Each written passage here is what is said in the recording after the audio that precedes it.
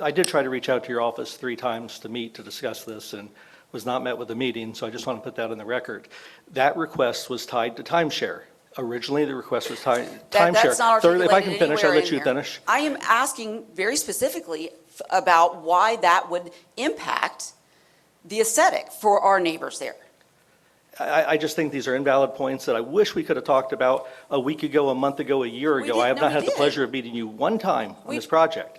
I was blindsided today and was not going to mention that in my initial presentation. My secretary contacted your office 3 times for a meeting and was denied. I think this is an unreasonable thing that you're putting forward. We're also providing land to expand Avalon Road to make it an easier place to travel. We're working with the staff on the retention pond, which decreased the density of our development. I mean, we've worked on this for 2 years, Commissioner. The applicant stated he did try to reach out. Was there any particular reason why you couldn't or wouldn't meet with him? So I did not refuse a meeting with Mr. Whittle. I would never do that. I think that if, maybe we'll make sure you have all the correct contact information again.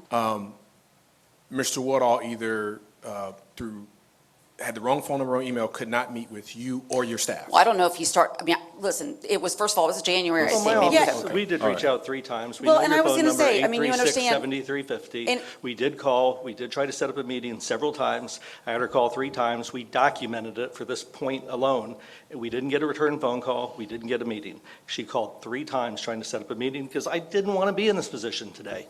And we tried to do it. We meet school concurrency. We meet traffic. We are helping to widen the road. All the problems you're stating, we're helping fix those things. But yet you're saying we should be denied development. I mean, we have concurrency. It's a Ponzi scheme. You're adding. It's not a Ponzi scheme. It is. If you're adding. We're decreasing our entitlements. That's not a Ponzi scheme. I mean, Commissioner Wilson, we do have 2 other commissioners. I just want to make a certain point here. To put this all on this applicant because of what's going on all around, I don't think it's fair. He has reduced his entitlements. He is contributing to the impact, the transportation impact fee that is required. This isn't new. This is every time there's a project in your district, your residents come here because the infrastructure is not there. This was all entitled. But to sit here and say to him, well, we just don't want yours, when he's actually doing the opposite. He is, and I understand when you're saying there's not, the kids in 5th grade are meeting, but OCPS signed off. If OCPS signed off, we can't legally say, hey, we don't want more. I feel for you because this isn't just an isolated incident. It's been, and I hate to say this, but over the 4 years, we've had multiple developers come up and say they can't meet with you and they can't reach out to your office and stuff. And they're actually not the only ones. There's also, I won't say who it is, but there was county staff actually trying to reach out to your office that wasn't getting any response.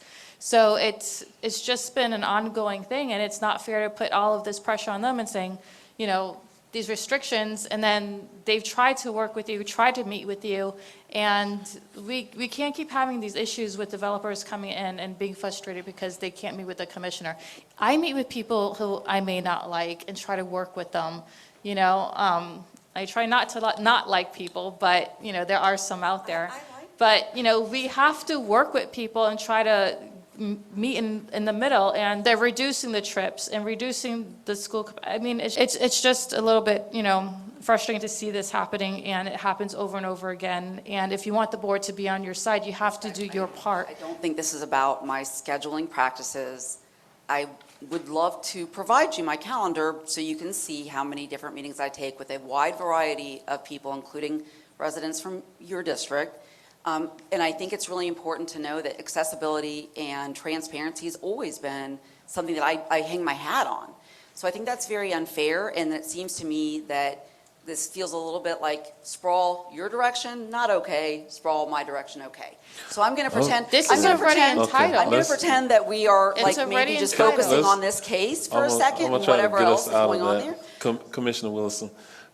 Yeah, would you like to offer a motion? I would. I would like to make a motion to deny adoption. Okay, is there a second? It's not a second. Okay. Is there a motion for approval? Second, Bonilla. Okay, we have a motion and a second. All in favor, let it be known by saying aye. Aye. Opposed, no.